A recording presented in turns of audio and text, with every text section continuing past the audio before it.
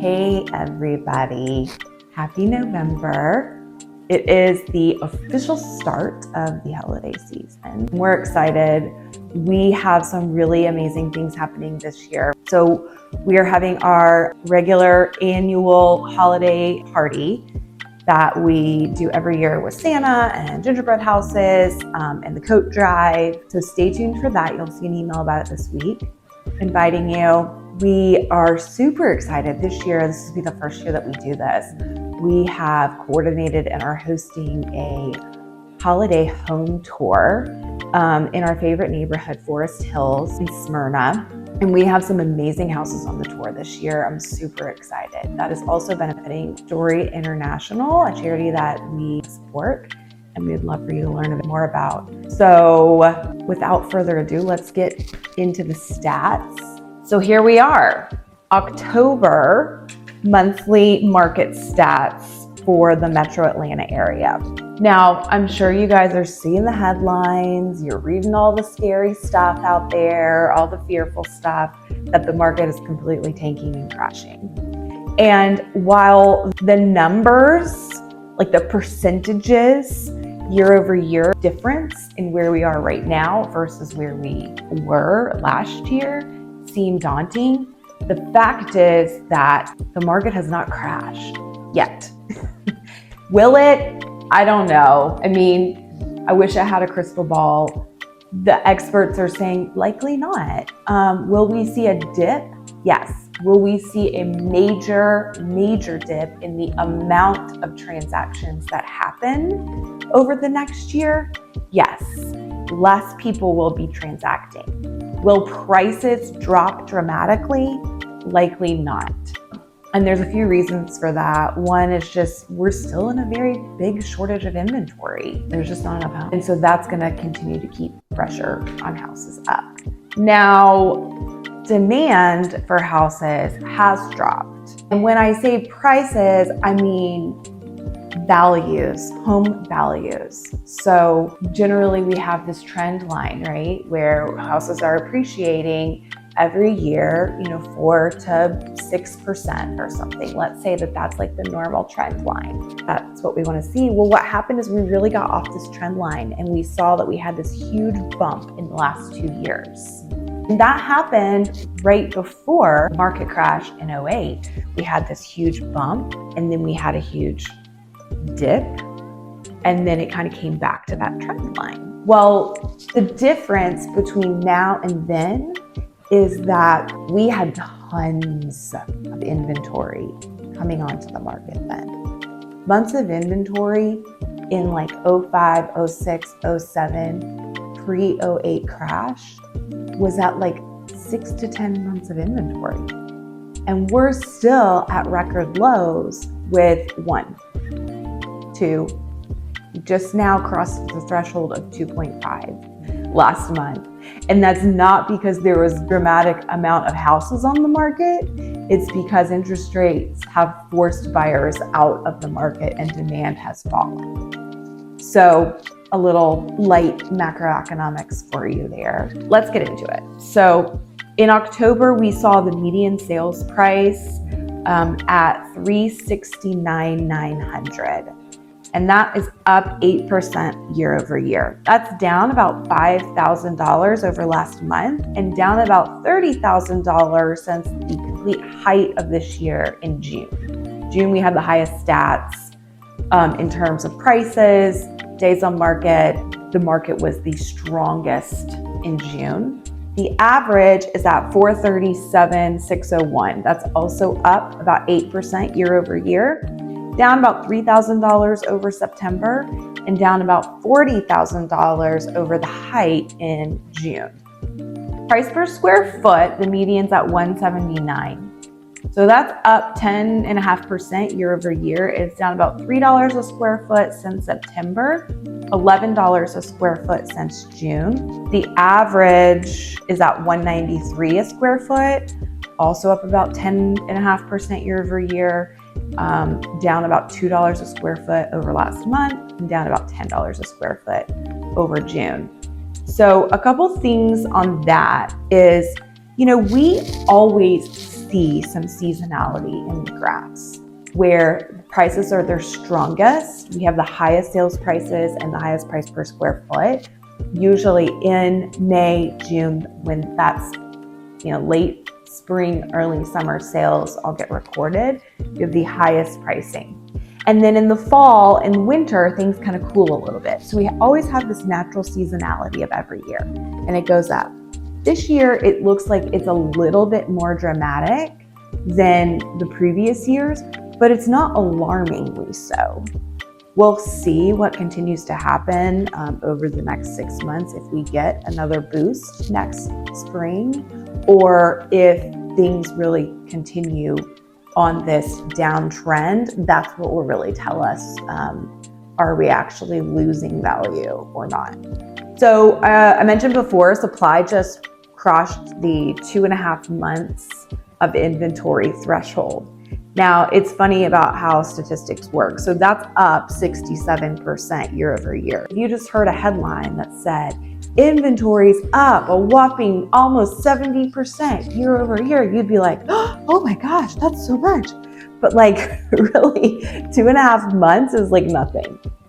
And the crazy thing is that we had the lowest number of new listings last month in October, I think, that we've recorded since 2015 or something. So it's not that we've got tons and tons of houses on the market that are just sitting, and that there's this big flood of all this inventory flooding the market. What it is that the demand has dropped so much that the ones that are on the market aren't selling as quickly. So the absorption rate has slowed down, which is where that 2.5 months of inventory comes in. Technically, 2.5 months of inventory is still a seller's market. Anything I would say below 4 is a seller's market. 4 to 6, you really get into more of a balanced market. And then above that is when you get into a buyer's market. New listings, we had 8,965 new listings come on the market. That's down 20% year over year. Total homes for sale last month, we had almost 20,000. We were at 19,422. That's up 43% year over year. So that's where that absorption rate is just not quite as quick. We had 5,057 houses go pending last month, and 5,595 houses closed last month. So those stats are lower. They're a whopping 47 and 40% lower than what it was last year. But comparing this year's stats to last year's stats is going to give you an alarming number. If we look at pre-pandemic stats, if we look at 2019, the years of 2014 to 2019, when we were in still a strong seller's market, but it was more normalized, these stats are pretty in line with that. Transaction count is low, but everything else is really still beating it in terms of being a seller's market. So the average list to sales price ratio is still elevated. Days on market are still very low comparatively. And the amount of buyers still out in the market looking is still very high. So there's a metric that we look at, shows to pending and shows per listing.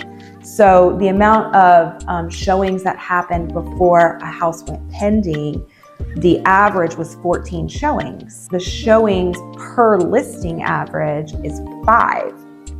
So that tells me that, there's a few houses that get a lot of activity. Those are the ones that come on the market and the buyers kind of go out to in droves. And then there's some that are getting very little activity, which is why the shows per listing number is different than the shows per pending number. The shows per pending number is at 14, shows per listing is at 5. Now, contrast that with looking at anything pre-2020, so all the 2019, 2018, 2017, 2016 numbers, shows to pending and shows per listing were dramatically lower. So shows per listing was at 3, 2, 3, and 4. And then shows to pending was under 10 always. Some of it was 5, between 5 and 10. So So there's still a lot of buyers out in the market looking, but they're a little bit more picky because interest rates have really, really dramatically risen. We haven't seen interest rate hikes go from 3 to 7% in a year. I think it might have happened in the 80s, but this short period of time, and then couple that with the fact that housing values are so high, putting a lot of pressure on buyers. And that's evident, right, in the percent of list price that sellers are receiving. So we are down to 98.5%. The height of the market in June was at 103% of list price. That was the average. So, we're down 4.5% from that height. And sellers are just having to do a little bit more to get buyers the comfort of moving forward with the transaction. Days on market, the median is at 15 and the average is at 29. And this is where, if you heard this stat, if you heard houses are taking 88% longer to sell than last year, you'd be like, oh my gosh, that's insane, right? But the fact is that the median days on market of 15, that's still 2 weeks. 2 weeks on the market is what the median days on market is. Yes, that's 88% higher than last year, but that is still way below anything historically. Typically the median pre-2020 was at like 30 to 45, somewhere in there. That's up just a couple of days over last month. The average is at 29, also up dramatically over last year. But that's the thing, is like keeping it all into perspective. Of course, we had a complete anomaly of a real estate year last year with things being just bonkers. We'll never, hopefully, I hope we'll never see that kind of a market again. It's not healthy for anybody. It's not healthy for the economy. Sellers who sold their house last year were probably pretty excited about it, but consider yourself lucky as hitting the lottery, because you don't think we'll ever see that again. And I hope we don't. Like I said, there's still a lot of buyer demand out there. And so it's still a great time. As a seller, you have built up a ton of equity in your house.